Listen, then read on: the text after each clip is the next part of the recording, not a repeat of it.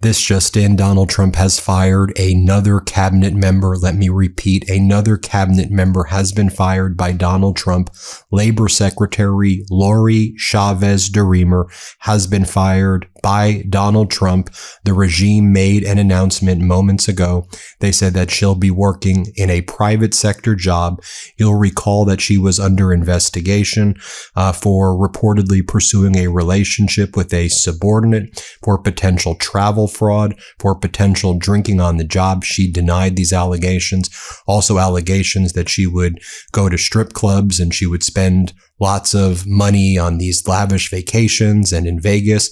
It was reported that her husband had been barred from entering the Labor Department headquarters after two female staffers accused him of sexual assault inside the building.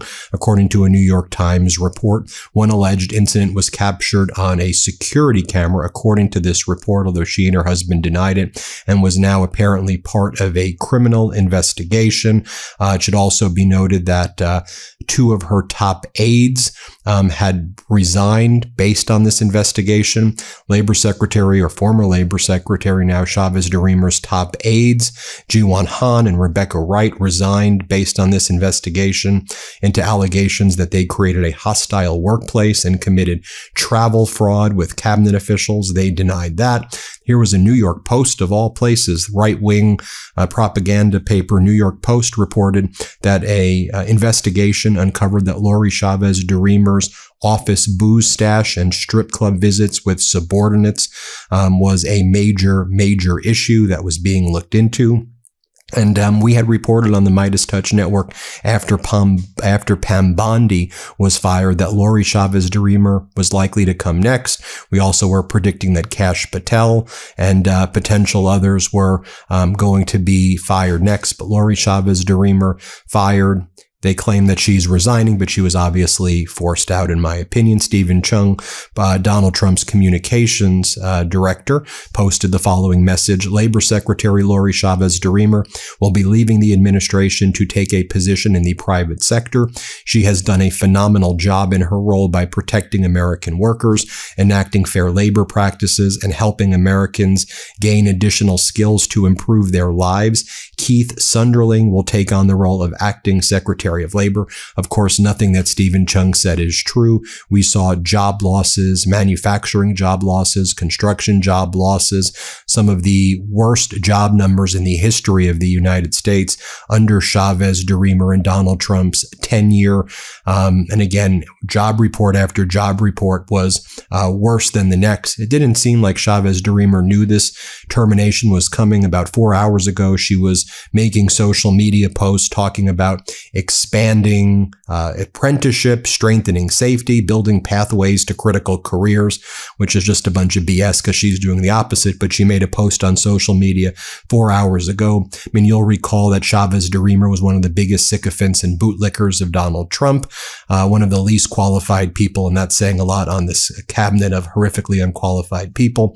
Remember, she was one of the first people who started draping Donald Trump's billboards on the government buildings. The first big Donald Trump, Stalin-esque, Kim Jong-un-esque billboard was on the Department of Labor building.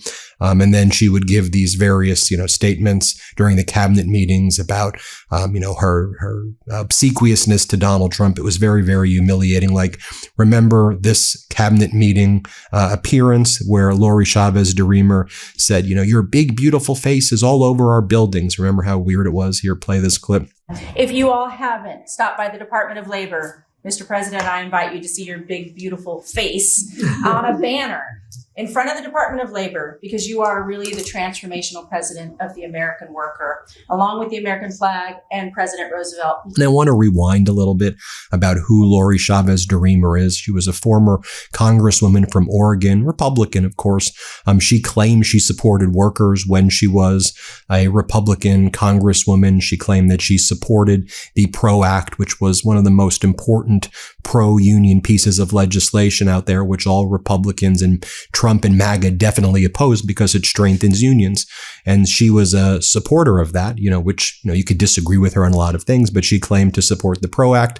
But then during her confirmation hearing, she wouldn't get confirmed unless she said she no longer supported the PRO Act. So when she was cross-examined by Rand Paul during her confirmation hearing back in February of 2025, she said she no longer supports the PRO Act. Play this clip. Do you still support the PRO Act, or don't you support the PRO Act?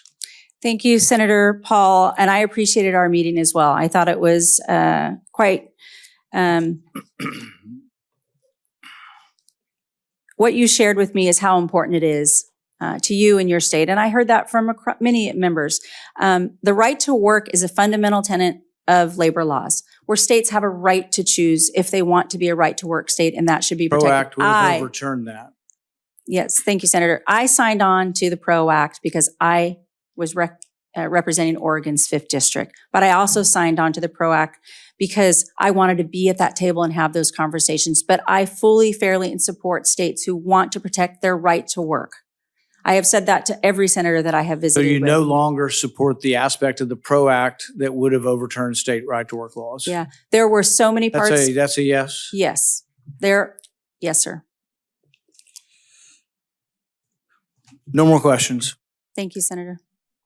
With that, I go to Senator Murray. And here's what she said during Bernie Sanders' questioning of her during her confirmation hearing. Let's play it.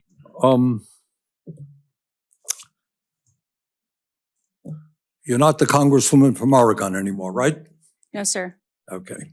You're trying to become Secretary of Labor.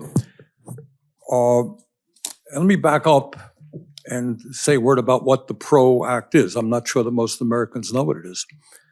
The reality is that in America today, labor unions have the support of some 70% of the American people. You know why? Because people understand that the big corporations and their bosses have all the power. People understand that CEOs make 300 times more than their workers. And people say, you know what, the only way we're going to get decent wages and benefits is when we organize. Millions of people want to join unions, but they can't join unions. You know why? Because corporations day after day operate in illegal ways. They break the law. They say to somebody, you were late 3 years ago. You're a pro-union. You were late 3 years. You're fired. We're going to take you into a captive audience, and for hour after hour, we're going to tell you how bad unions are. You want to join a union? Fine. You vote for a union. We're moving the plant to China. All of that stuff happens to be illegal. All of that stuff happens to be done every single day by corporate America. So let me go back to the original question. PRO Act is designed to prevent illegal behavior on the part of corporate America, on the part of employers, so that workers can make a free choice. Do you support the PRO Act? Thank you, Ranking Member Sanders, and I appreciate the conversation. I support the American worker. President Trump. Okay, I don't mean to be rude. No, we you're don't not have rude. a lot of time. I am gathering that you no longer support the PRO Act, is what I hear. That you support the American worker. That's what everybody here will say. Then you'll recall that she would go on state regime media, which calls itself Fox, and give these really embarrassing appearances like this one on Varney. Let's play this clip. Madam Secretary, 92,000 jobs out in February. Fewer jobs in healthcare, fewer jobs for information services because of AI. The weather hurt things, government employment down.